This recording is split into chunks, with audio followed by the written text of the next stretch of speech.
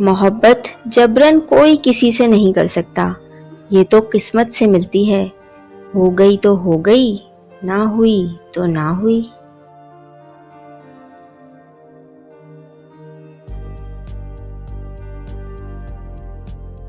गिरता तो वही है जो बुलंदी पर होता है।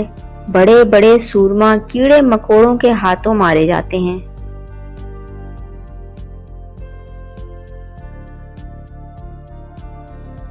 कश्ती तूफान में फंस जाए तो सिर्फ खुदा याद आता है।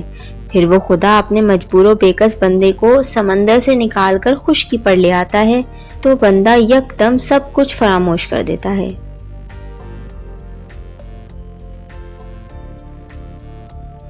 जिसको आपसे मोहब्बत नहीं है, आप चांद तारे भी तोड़ लाएं तो वो आपसे मोहब्बत कर ही नहीं सकेगा।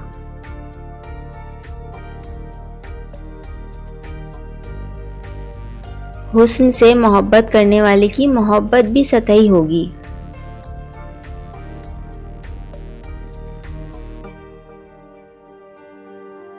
सिर्फ निगाह झुकाना काफी नहीं, निगाह को मसरूफ रखना भी जरूरी है।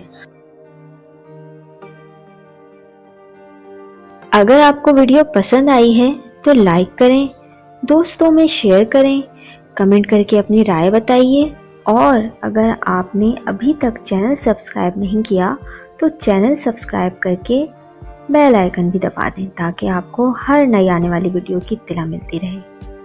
Thanks for watching.